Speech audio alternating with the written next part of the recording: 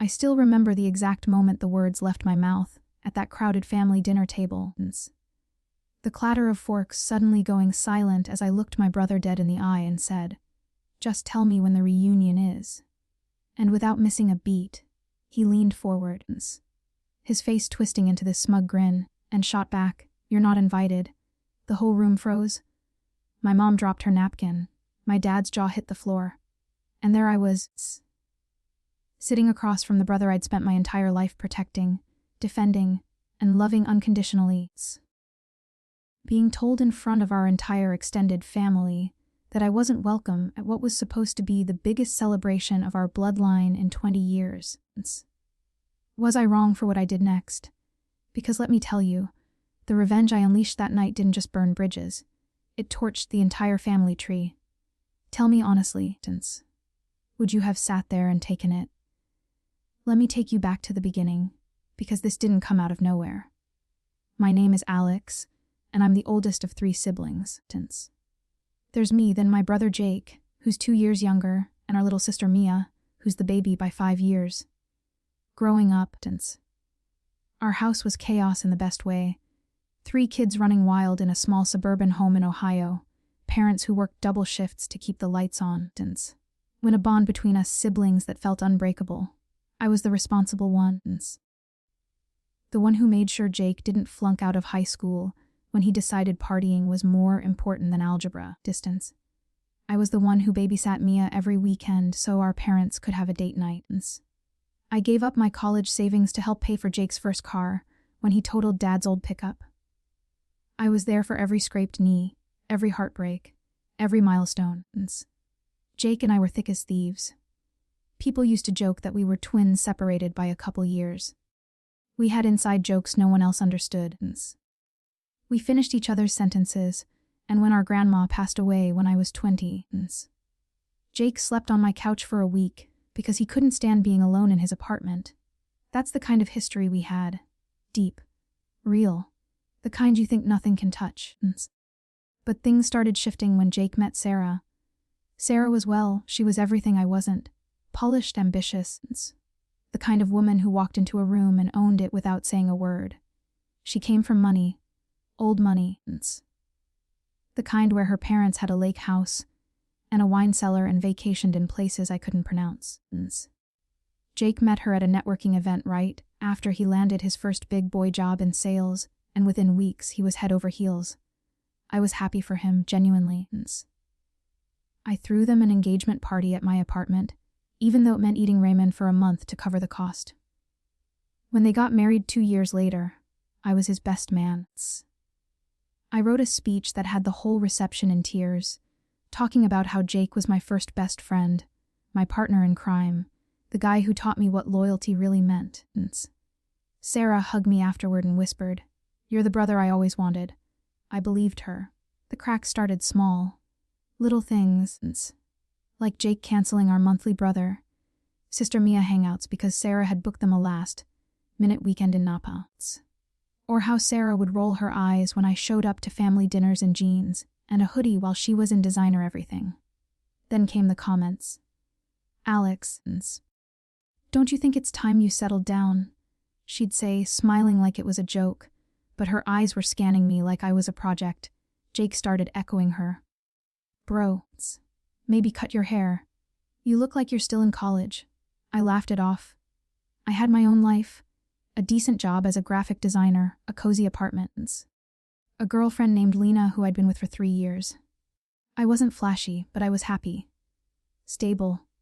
The kind of life Jake used to say he envied before Sarah came along. The real divide happened about a year before the reunion dinner.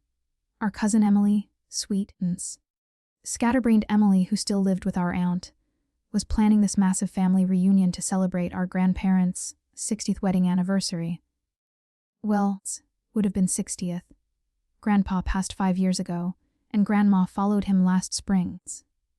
Emily wanted to honor them with a huge weekend at the old family cabin up in the Hocking Hills.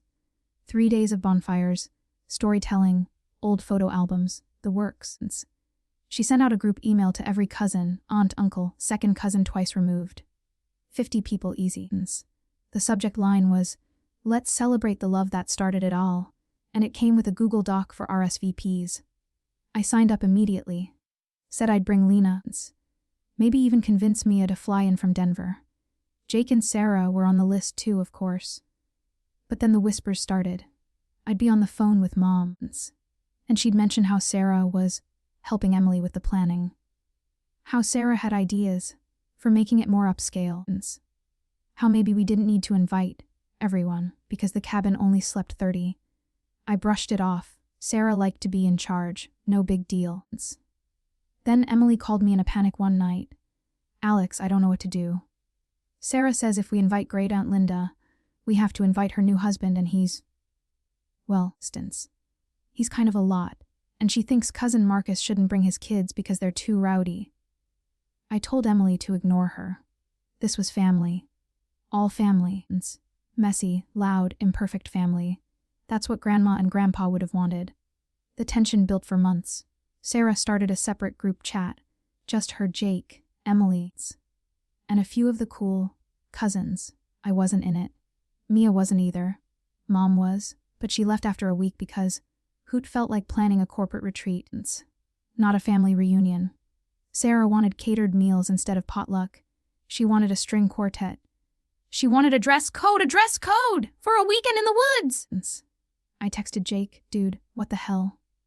He responded with a laughing emoji and Sarah just wants it to be special. Relax. I should have seen the red flags waving like a parade, but I didn't. I just kept thinking, this is Jake. My Jake. He'll come around, distance. The dinner where it all exploded was supposed to be a planning meeting. Mom hosted at her house. Lasagna, garlic bread, the good china. 20 of us crammed around the dining room table that used to seat 6. Emily had her laptop open, going over the final head count stints. I was helping Mia virtually via FaceTime since she couldn't fly in. Everything was fine until Sarah stood up with this printed itinerary like we were at a timeshare presentation. Okay, everyone, she said, clapping her hands.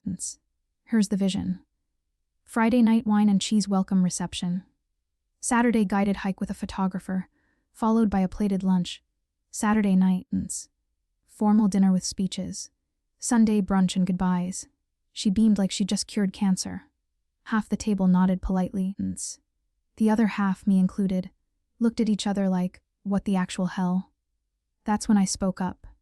Sarah, with all due respect, this sounds like a wedding, not a reunion. Grandma would have wanted us all around a campfire singing off Key with Burnt Marshmallows, not plated lunch. A few cousins snickered. Aunt Linda muttered, thank you. Sarah's smile didn't waver, but her eyes went cold. Alex, some of us want to honor your grandparents with class. Not everyone's comfortable with chaos. The word hung in the air like smoke. Chaos. That's what she thought our family was. Chaos. Jake jumped in before I could respond. Babe, maybe tone it down. Alex is just stuck in the past. Stuck in the past. I'd spent the last year digitizing Grandma's old home videos so we could play them at the reunions. I'd built a memorial website. I'd been the one holding Mom together when Grandma died. But sure, Jake, I'm the one stuck. The argument escalated fast. Voices overlapping. Old grudges bubbling up. Sarah insisted on cutting the guest list to keep it intimate. Emily started crying. Mom tried to mediate, and then Sarah said it. If certain people can't appreciate the effort we're putting in, maybe they shouldn't come at all. The room went dead silent. She was looking right at me. I laughed, actually laughed, because I thought she was joking. Sarah, I'm literally the one who suggested the reunion in the first place. I've been planning this with Emily for months. She shrugged. Plans change. Jake wouldn't even meet my eyes. That's when I said it. Calmly. Too calmly. Just tell me when the reunion is. Because at that point, I wasn't sure if they'd move the date just to screw with me.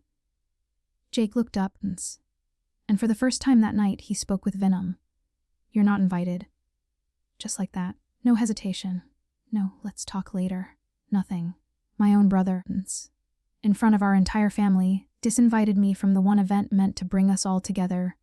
Mom gasped. Dad slammed his hand on the table. Jacob Michael, you take that back right now. But Jake just crossed his arms. No, if Alex can't support Sarah's visions, he doesn't get to be part of it. Sarah placed a hand on his arm like he was her trained dog. It's for the best, she said softly.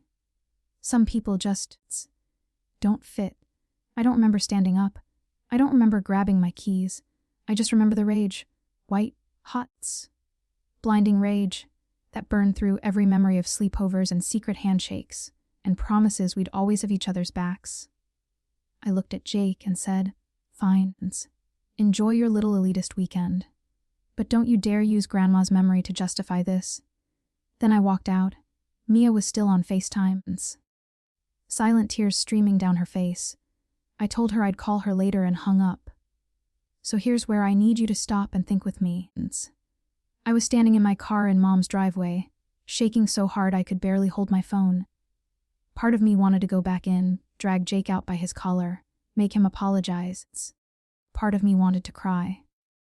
But mostly I wanted them to feel even a fraction of the hurt they just inflicted, distance. I'd given everything to this family. Everything. And they'd tossed me aside like I was an embarrassment. So before I tell you what I did next, I need you to pause this video, go down to the comments, and tell me what would you have done. Would you have let it go? Forgiven them?